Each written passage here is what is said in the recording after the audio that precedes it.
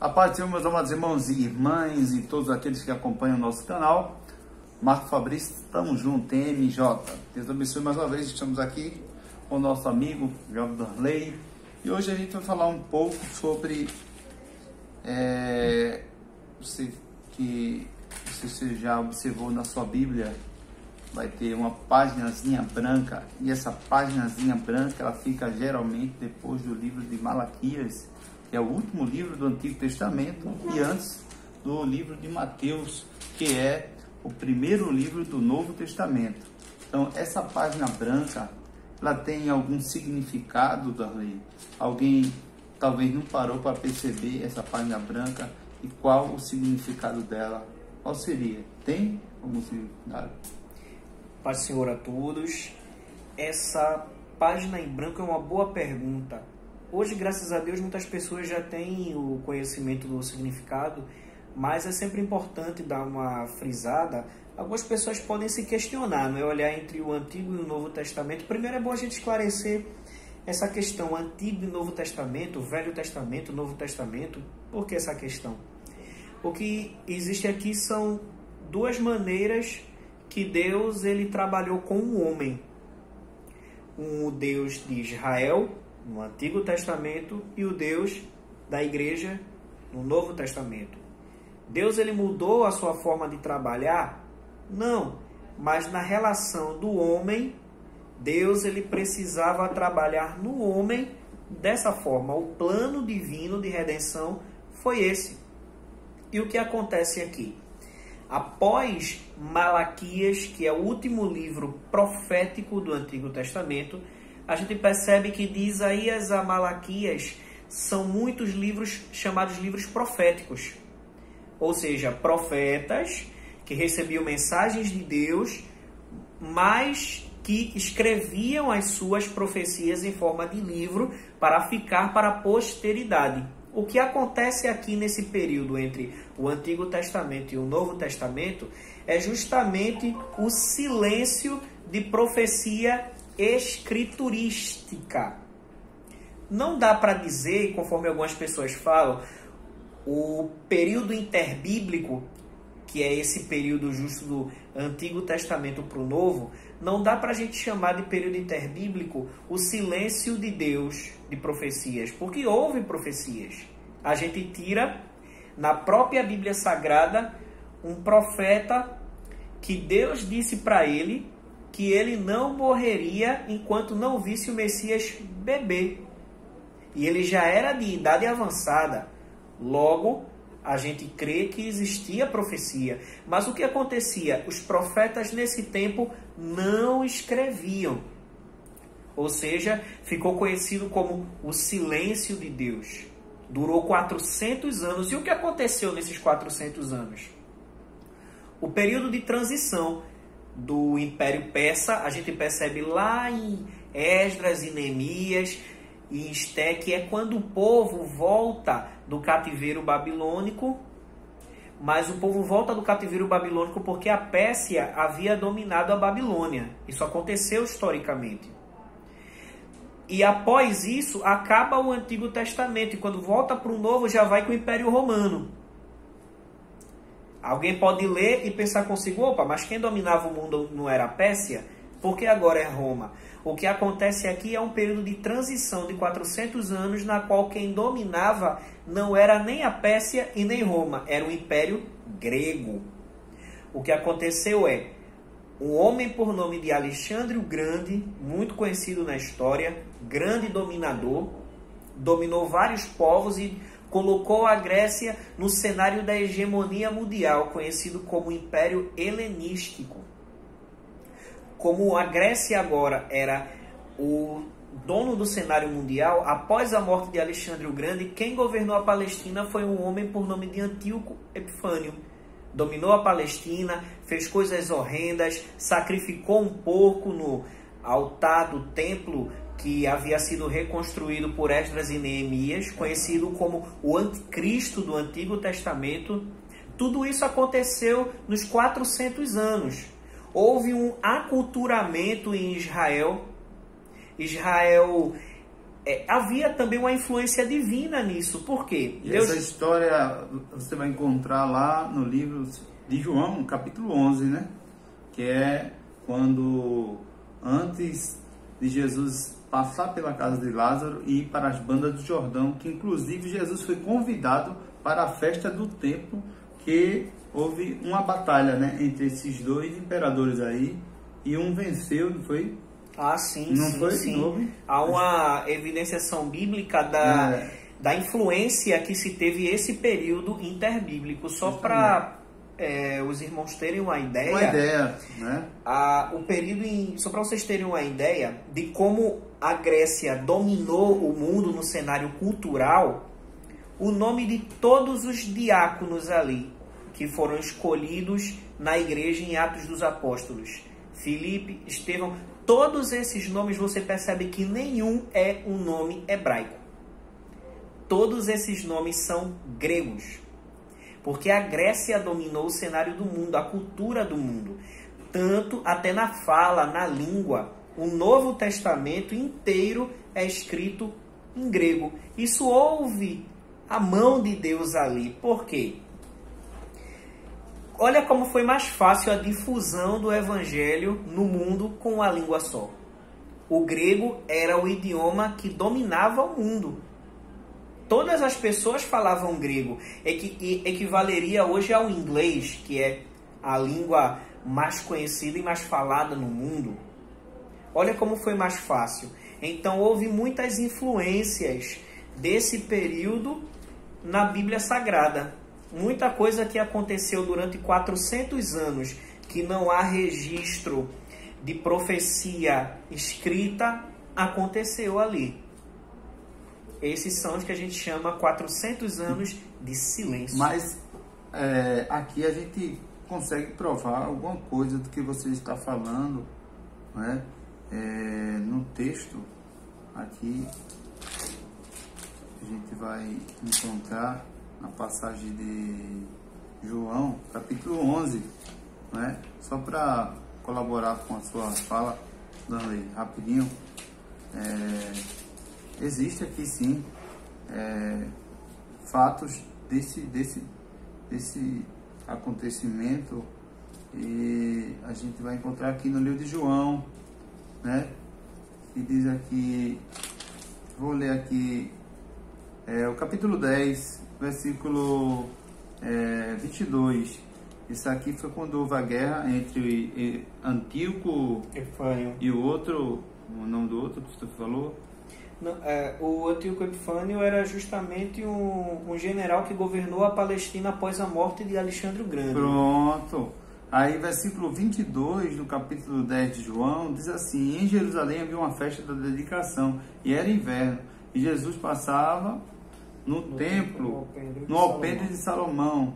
Esse templo aqui, que está em capítulo 10, versículo 23, justamente o que você falou da história, né? Do período interbíblico. O templo, né? que foi reconstruído por Esdras e Neemias. Justamente. Aqui, capítulo 10, versículo 23. Não era autenticamente o templo de Salomão, justamente, mas sim aquele que foi reconstruído após a volta naquilo que os judeus voltaram do governo da Pérsia, né?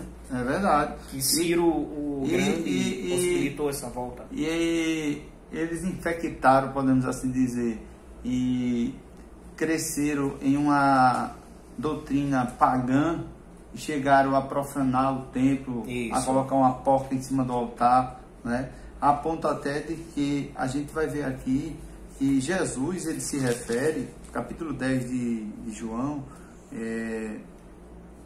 e versículo 24, e rodearam, pois, os judeus e disseram: até quando terás a nossa alma suspensa? Se tu és o Cristo, diz abertamente.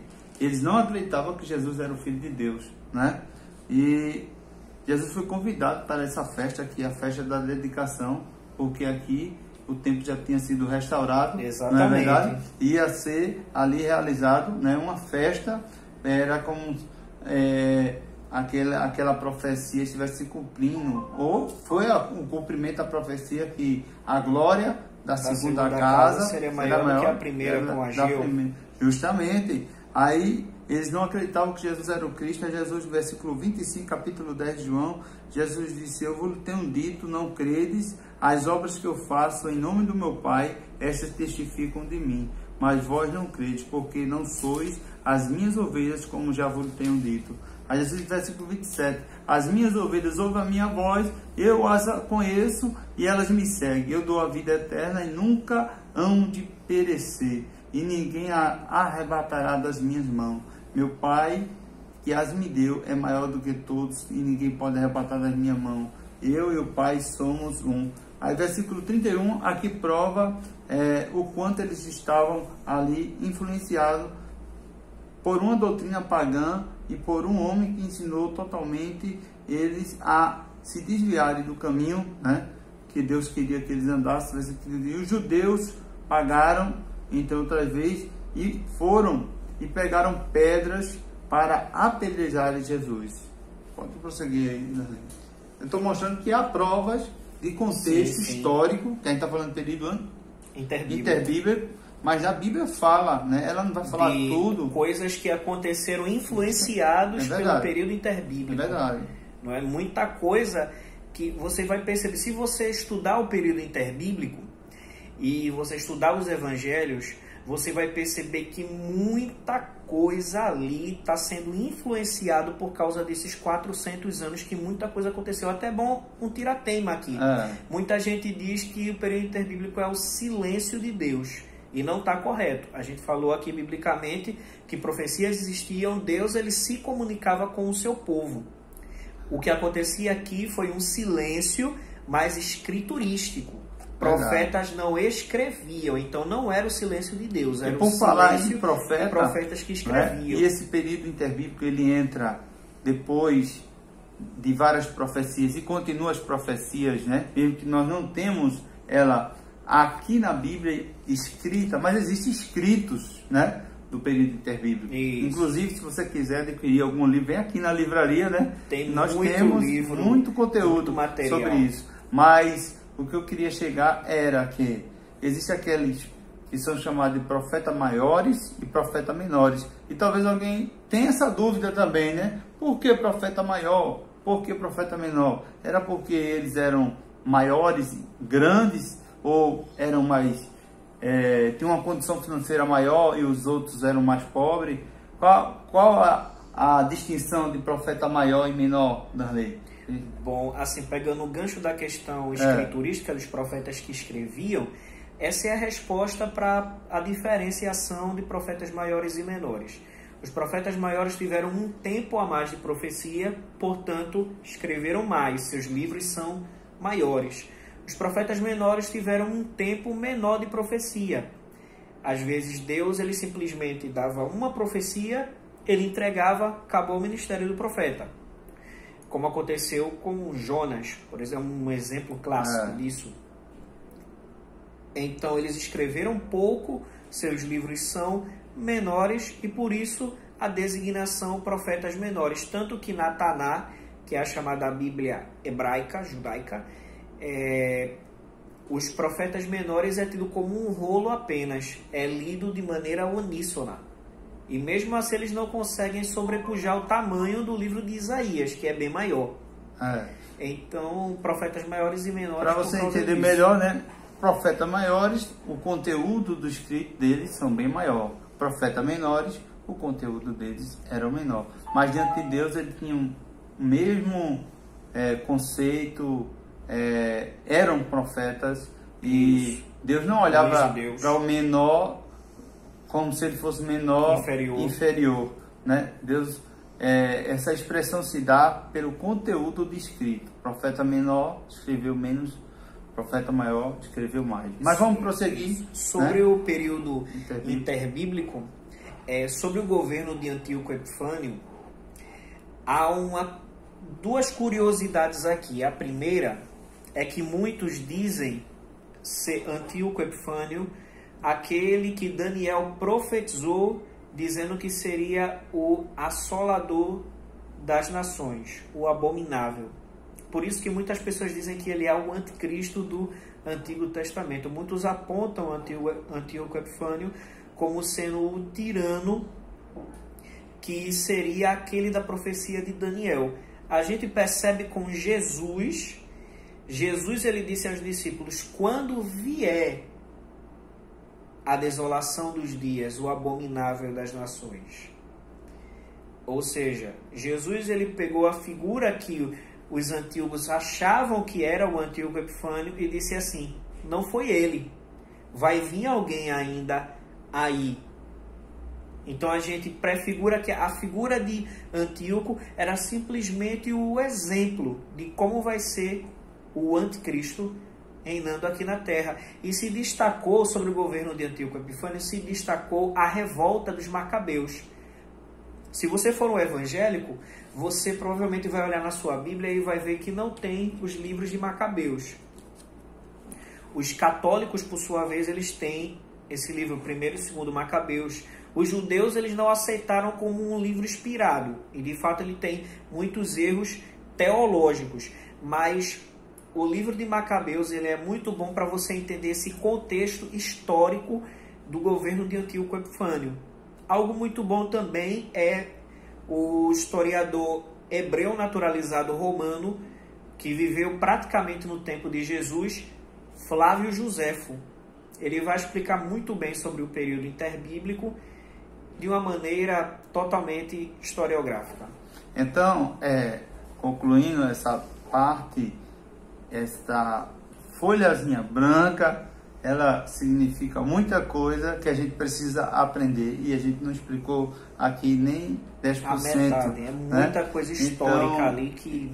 Mas esperamos, né, estar aqui muito rico, colaborando, né, com conhecimento bíblico, e esse é o nosso objetivo de estarmos aqui. Queremos agradecer a todos, Danley, mais uma vez, o agradecimento, que Deus abençoe cada um que acompanha o nosso canal. Amém. Pai do Senhor. Deus abençoe a tua vida.